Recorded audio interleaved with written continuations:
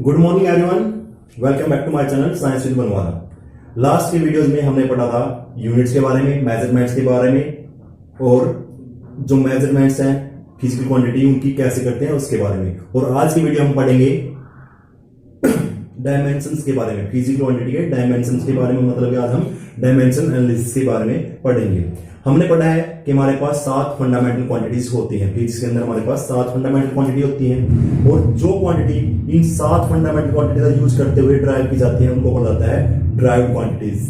ठीक है, तो उनको बोला जाता है ड्राइव क्वांटिटी। अब कोई हमारे पास ड्राइव क्वांटिटी है, उसके अंदर कितने times, how many times a fundamental quantities contain in a drive quantity, तो उस चीज को बोला जाता है dimension, is known as a dimension.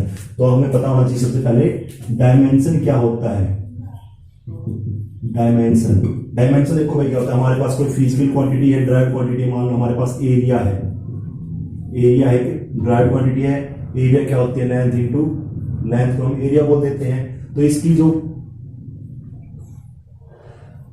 क्या हो जाएगी, एरिया किसके इक्वल हो जाए, हमारा एल स्क्वायर की इक्वल हो जाए। इसका मतलब क्या है, इसके अंदर मास हमारा कितना है, 0 है, लेंथ हमारी कितनी है, 2 है, और टाइम कितना है इसके अंदर, 0 है। तो इससे हमें क्या पता चला, इसके अंदर जो लेंथ है वो इसके अंदर 2 टाइम्स कंटेन की गई है। जो लेंथ है इसके अंदर 2 टाइम्स इसके अंदर कंटेन है। तो जो ये 2 है ये इस फिजिकल क्वांटिटी का, इसका लेंथ का क्या है, लेंथ का डायमेंशन है क्या, 2 क्या है, लेंथ का डायमेंशन यहां पे है। तो वो क्वांटिटी जो हमें बताए कि किसी क्वांटिटी के अंदर जो बेस क्वांटिटी है वो कितने टाइम्स कंटेन की हुई है, तो उसको बोला जाता है डायमेंशन। उसको क्या बोला जाता है, डायमेंशन। और डायमेंशन फार्मूला क्या होता है,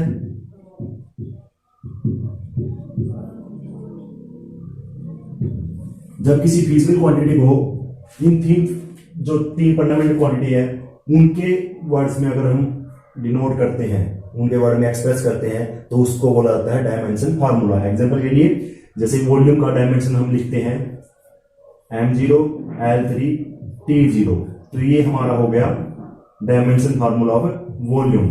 ये क्या होगा, हमारा डायमेंशन फार्मूला ऑफ वॉल्यूम। और dimension equation,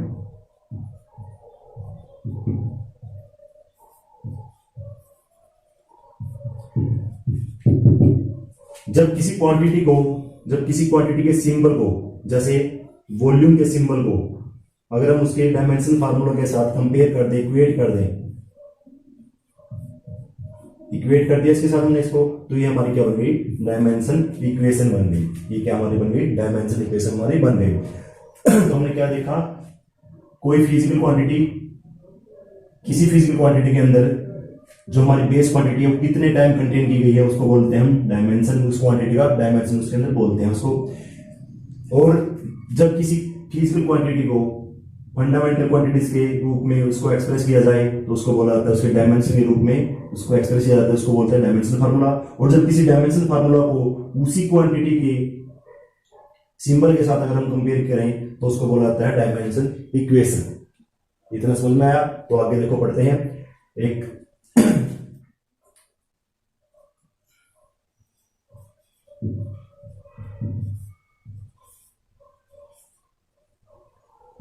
principal of homogeneity of dimension.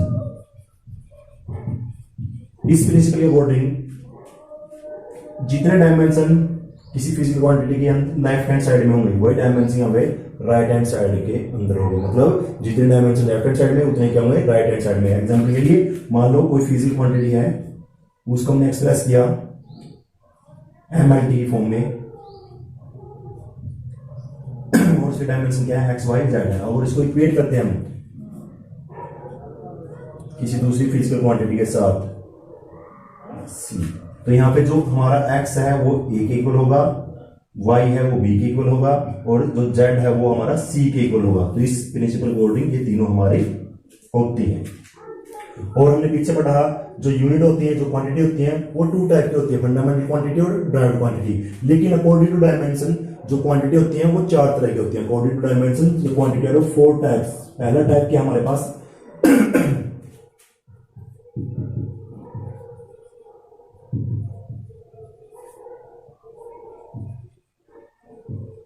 पहली क्वांटिटी होती है डायमेंशनल कांस्टेंट। ऐसी क्वांटिटी जिनके which possess dimension but their magnitude is constant always, जो डायमेंशन तो पोसेस करती हैं लेकिन उनकी जो वैल्यू होती है वो कांस्टेंट होती है। एग्जांपल के लिए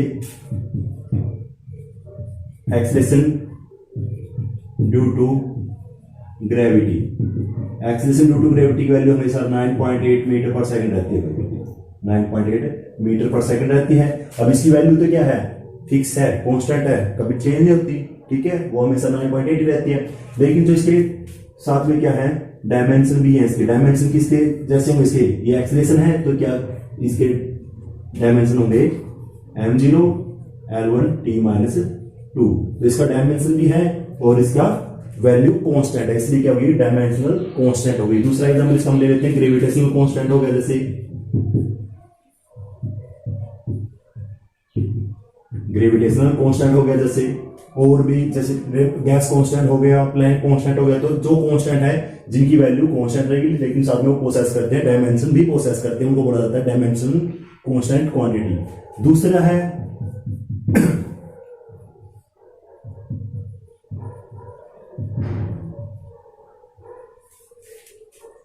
डायमेंशनल वेरिएबल। इसके अंदर वो क्वांटिटी कंटेन की जाती है जिनके डायमेंशन होते हैं लेकिन उनकी जो मैग्नीट्यूड होता है वो वेरिएबल होता है, जैसे एरिया, वेलोसिटी, डेंसिटी एक्सेट्रा। इसके अंदर इनके डायमेंशन भी सभी के होते हैं और इनकी वैल्यू कम ज्यादा होती रहती है, मैग्नीट्यूड कम ज्यादा होता रहता है, इसलिए इनको नाम दिया गया डायमेंशन वेरिएबल। तीसरी तरह की क्वांटिटी होती है जो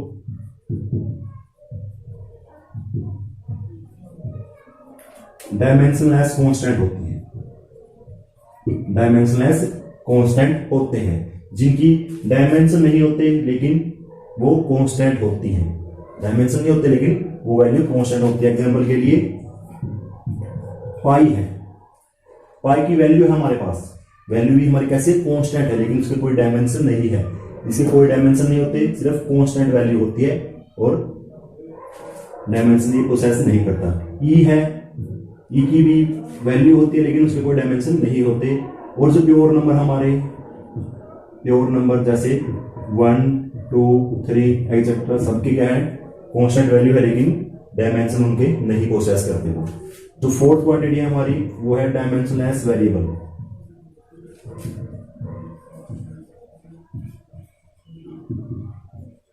इसके अंदर हमारा जैसे स्पेसिफिक ग्रेविटी है, स्पेसिफिक ग्रेविटी, स्ट्रेन है,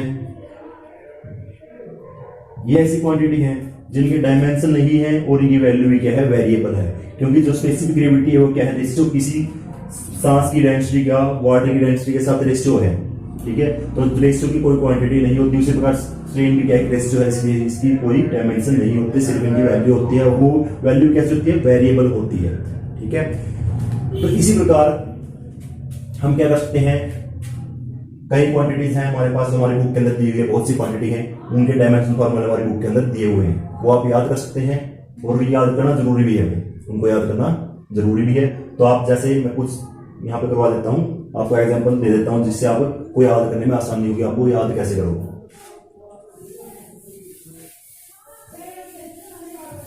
अगर हमें किसी क्वांटिटी का, अगर किसी क्वांटिटी डेफिनेशन पता है या फिर उसके फॉर्मूले के बारे में पता है कि वो है क्या, तो उससे हम क्या कर सकते हैं, उसका डायमेंशन फॉर्मूला हम ड्राइव कर सकते हैं। एग्जांपल के लिए जैसे वेलोसिटी का हमने फॉर्मूला बताना है कि क्या होता है। वेलोसिटी क्या होती है हमारी, डिस्प्लेसमेंट पर यूनिट टाइम, ठीक है, डिस्प्लेसमेंट पर यूनिट टाइम। अब डिस्प्लेसमेंट को किसमें मापते हैं हम, लेंथ में, ठीक है, और पर यूनिट टाइम नीचे हम टाइम ले लेंगे, ठीक है। तो हम इसका फॉर्मूला क्या लिखते हैं, ये भी 1 है और ये भी 1, तो हम क्या लिख सकते हैं, L1 t-1 लिख सकते हैं। या फिर इसको अगर तीनों वर्ड में लिखें, MLT फॉर्म में लिखें तो M0 L1 t-1 हम लिख सकते हैं इसको, ठीक है, इसको हम ये लिख सकते हैं, इसका क्या होता है, डायमेंशन फार्मूला हो गया। दूसरा हम इसके आगे चले, जैसे एक्सेलरेशन है, अगर हम एक्सेलरेशन का फॉर्मूला ड्राइव करें, एक्सेलरेशन क्या होती है, change in velocity per unit time. ऊपर तो क्या है हमारा वेलोसिटी, क्या है ऊपर तो हमारी वेलोसिटी आएगी और नीचे क्या आएगा हमारा टाइम आएगा। अब वेलोसिटी का फॉर्मूला हमने ड्राइव कर लिया, L1t-1 है, नीचे एक और टाइम है आ गया, ठीक है। तो हमारा क्या होगा L1t-2, तो हम इसको लिख सकते हैं m0 L1t-2। अब इस फॉर्मूले से हमें क्या पता चलता है कि इसके अंदर बेस क्वांटिटी कितने टाइम ली गई है। जो एक्सेलरेशन उसके अंदर मास हमारा नहीं है, मास हमारा इसके अंदर बिल्कुल भी नहीं है, लेंथ इसमें एक बार ली गई है और टाइम इसके अंदर 2 बार ली गई, वो भी माइनस के अंदर, ठीक है। तो इससे इस तरह से हम अगर फॉर्मूला हमें पता है, जो उसका फिजिकल फॉर्मूला, कौन सा फॉर्मूला, फिजिकल फॉर्मूला हमको पता है, तो हम उसका डायमेंशन फॉर्मूला ड्राइव कर सकते हैं। अब जो डायमेंशन एनालिसिस है, इसका यूज हम कहां कर सकते हैं, uses of dimensional analysis.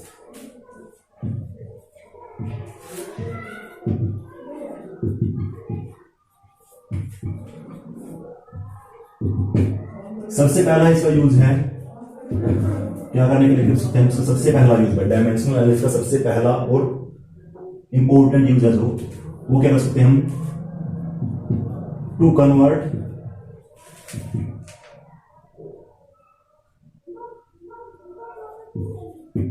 Units into another system.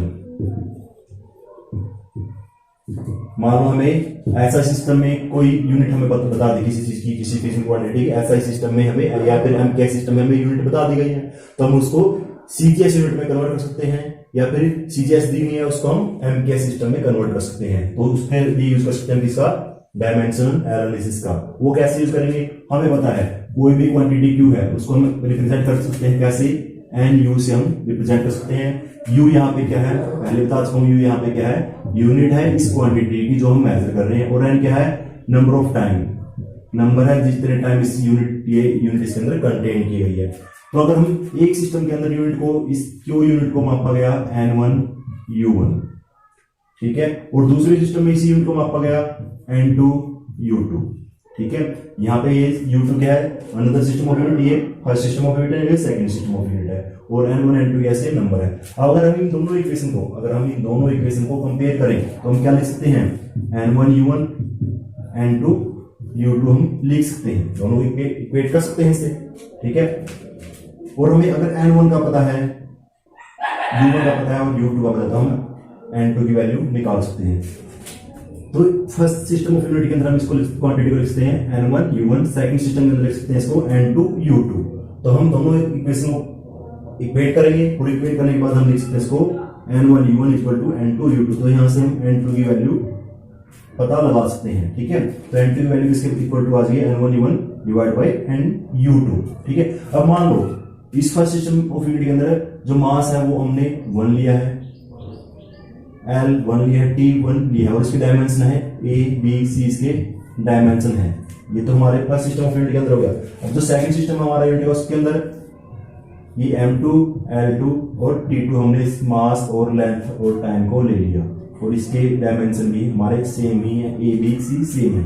अगर हम यहाँ पे अब इनकी वैल्यू अगर इसके अंदर पुट करें, इन दोनों की U1 और U2 की, ये तो हमारी U1 की इक्वल है, जो वैल्यू U1 है यूनिट है, उसके डायमेंशन है, और U2 है डायमेंशन। अगर इसको हम यहाँ पे पुट करें तो यहाँ पे क्या लिख सकते हैं हम इसको, N1 हमारा बाहर, और अंदर क्या लिखते हैं M1 L1 T1 A B C, और M2 L2 T2, और डायमेंशन के A B C हम इसको लिख सकते हैं।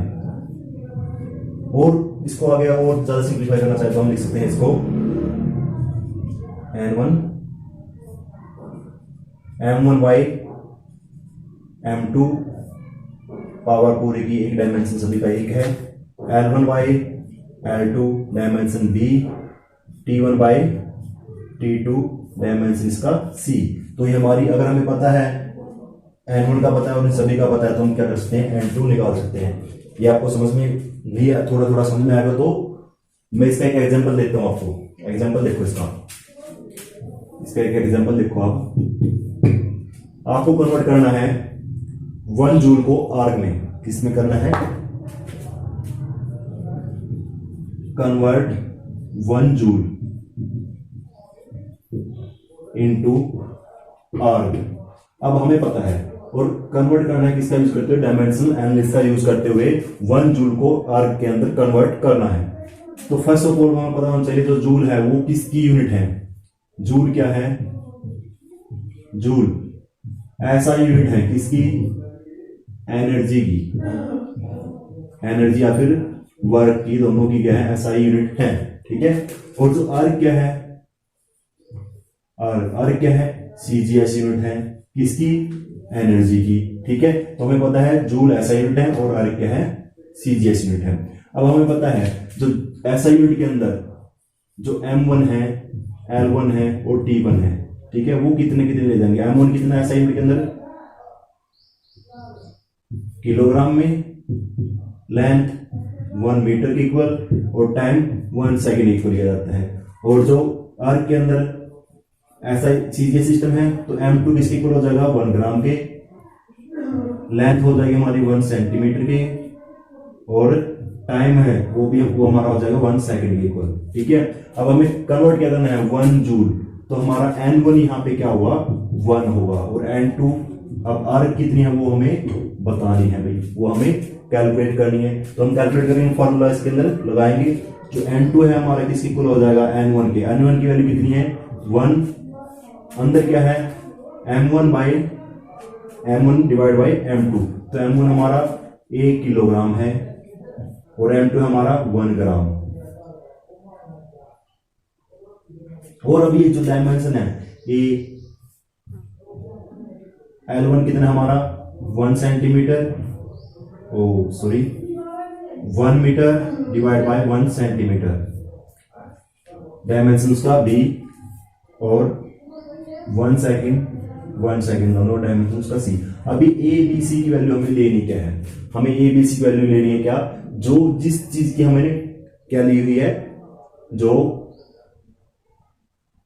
जिस फिजिकल क्वांटिटी की यूनिट है उसी के डायमेंशन हम यहाँ पे पुट करेंगे A B C की वैल्यू। ठीक है। तो हमें पता है वर्क के डायमेंशन क्या है, वर्क का डायमेंशन फॉर्मूला क्या है, M1 L2 T-2 हमारा क्या है, वर्क का डायमेंशन फार्मूला। तो इसके अकॉर्डिंग यहाँ पे जो A है वो इक्वल टू किसके हो जाएगा, 1 के, और जो B है वो किसके इक्वल हो जाएगा, 2 के, और जो C है, जो हमारा C है वो इक्वल टू हो जाएगा हमारा -2 के। ठीक है। वो हमारा किसके इक्वल हो जाएगा, -2 के। तो हम A B C का वैल्यू पुट करेंगे किसकी, 1 2 और -2। तो यहाँ पे हम वैल्यू पुट करेंगे, तो 1 किलोग्राम क्या लिख सकते हैं हम, 1000 ग्राम लिख सकते हैं, डिवाइड बाय 1 ग्राम। 1 की वैल्यू है ये हमारे पुट करने की जरूरत नहीं है, और यहाँ पे 1 वैल्यू पुट करेंगे हम। मीटर को सेंटीमीटर में करने के लिए 100 मीटर डिवाइड बाय 1 सेंटीमीटर, और पावर कितनी है इसकी, 2। ठीक है। और सेकंड 1 बाय 1 और पावर -2, तो हमारा 1 ही हो जाएगा। और इसको हम लिख सकते हैं, इसको लिख सकते हैं हम आगे 10⁻³ की पावर 1 लिख सकते हैं। इसको लिख सकते हैं हम 100 है 10⁻², और पावर 2 कितना हो जाएगा, 10⁴ हम इसको लिख सकते हैं। ठीक है। दोनों की मल्टीप्लीकेशन है तो हमारा आ जाएगा 10⁷। N2 की वैल्यू कितनी है, 10⁷। तो इसका मतलब क्या है, जो 1 जूल है, 1 जूल इक्वल टू किसके है, 10⁷ R के। तो इस प्रकार हमने क्या कर दिया, एक सिस्टम ऑफ यूनिट से दूसरे सिस्टम ऑफ यूनिट में हमने कन्वर्ट कर दिया। ठीक है। तो एक और मैं इसका एग्जाम्पल देता हूं, एक और इसका एग्जाम्पल देखें।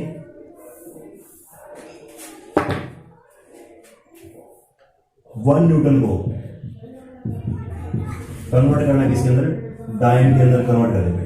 ठीक है। तो सबसे पहले हम देखेंगे ये किस फिजिकल क्वांटिटी यूनिट है, ये किसकी है, फोर्स की, किसकी है, न्यूटन फोर्स की ऐसा यूनिट है भाई। फोर्स की ऐसा यूनिट तो क्या है, न्यूटन, क्या है, न्यूटन है। तो फोर्स का डायमेंशन फार्मूला लिखेंगे हम M1 L1 T-2।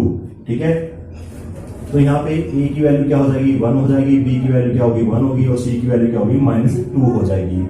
और हमारा M1 ऐसा ही सिस्टम के अंदर, तो न्यूटन तो ऐसा ही सिस्टम है, और ये तो हमारा क्या है, ऐसा ही सिस्टम है, और ये हमारा CGS है। तो हमें ऐसा ही सिस्टम से CGS सिस्टम में कन्वर्ट करना है। तो M1 1 किलोग्राम, वही L1 1 मीटर, और T1 हमारा हो जाएगा 1 सेकेंड। M2, L2 और T2 वैल्यू पुट करेंगे 1 सेंटीमीटर, सॉरी 1 ग्राम, 1 सेंटीमीटर, 1 सेकेंड। ठीक है, अभी इनकी वैल्यू पुट करें हम फॉर्मूले के अंदर, सिंपल फॉर्मूले के अंदर पुट करेंगे।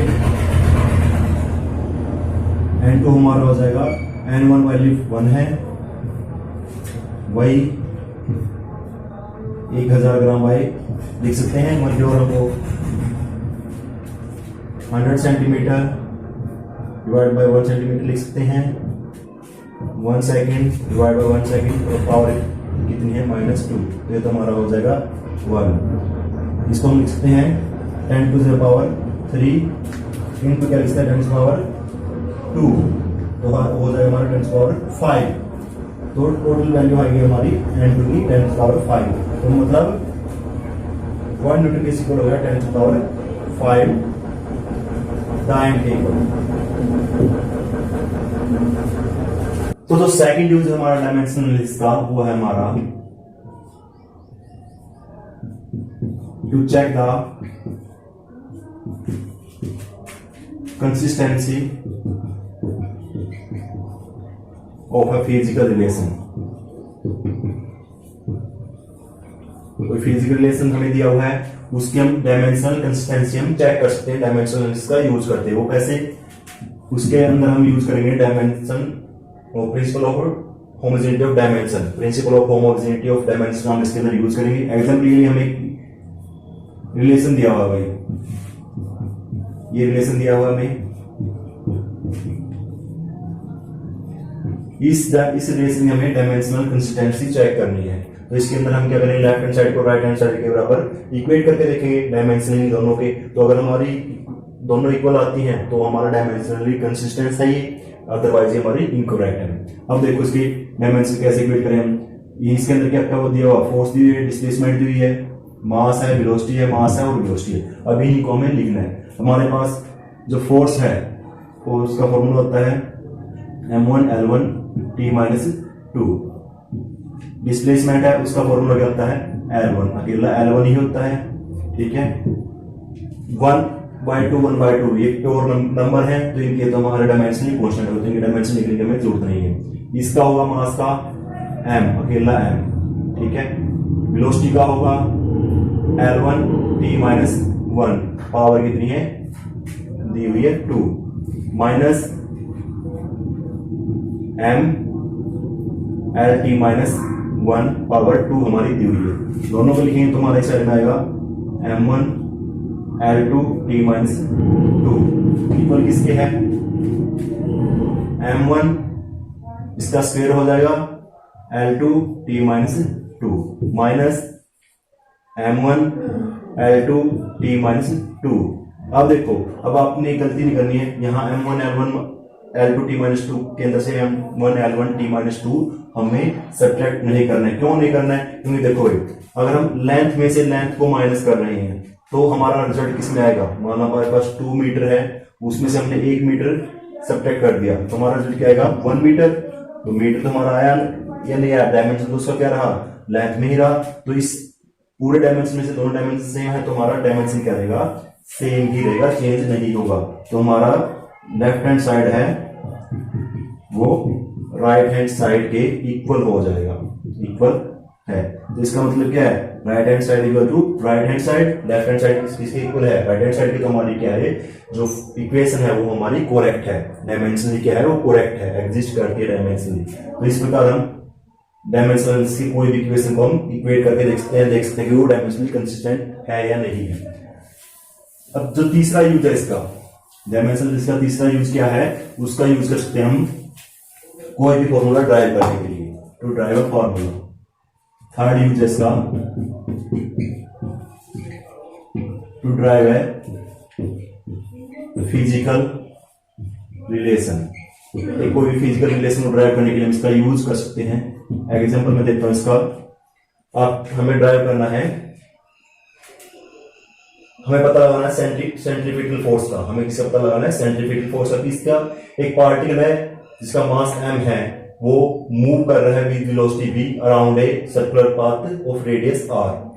ठीक है, तो सबसे पहले तो हम क्या लिखेंगे, सबसे पहले हम क्या लिखेंगे, जो सेंट्रीपिटल फोर्स है वो किस किस पे डिपेंड करती है।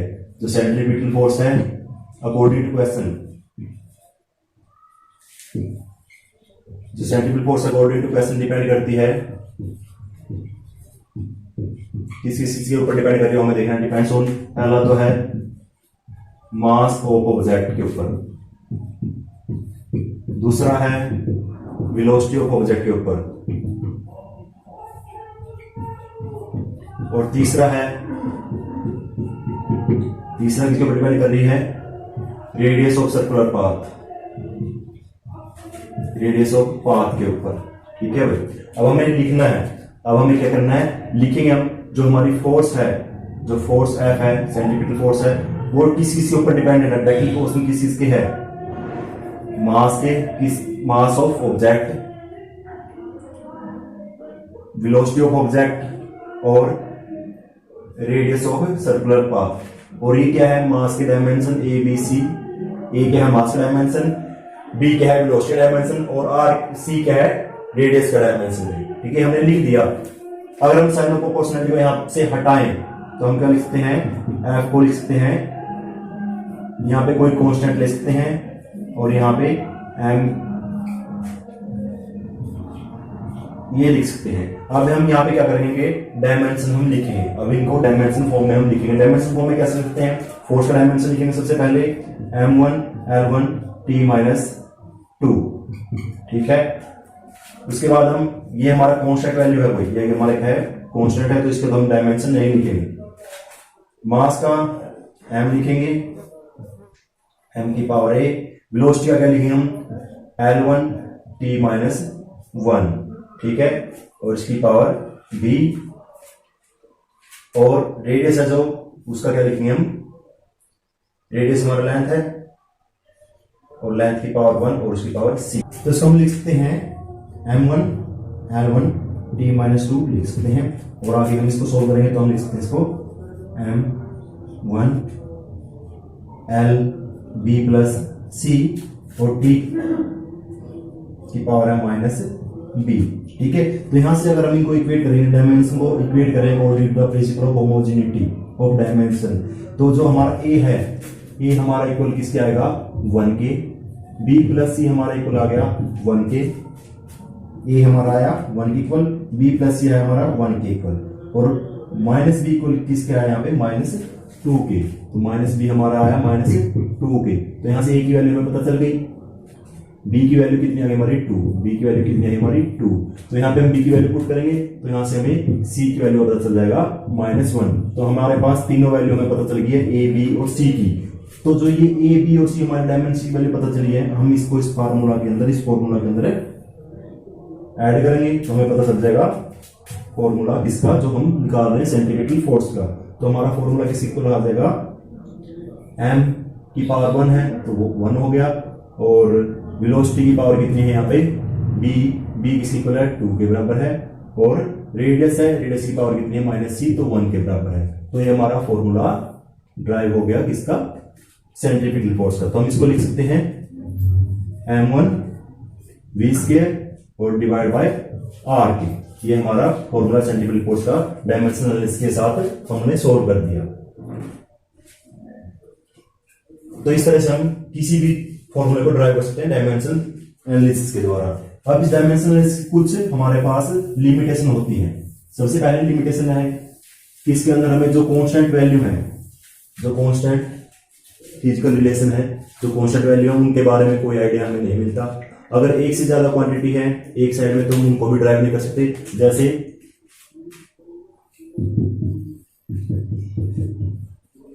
ये इक्वेशन है, इसको, इस फॉर्मूला को हम ड्राइव डायमेंशन फॉर्मूला के साथ ड्राइव नहीं कर सकते क्योंकि ये हमारा रॉन्ग हो जाएगा। Thank you and have a nice day.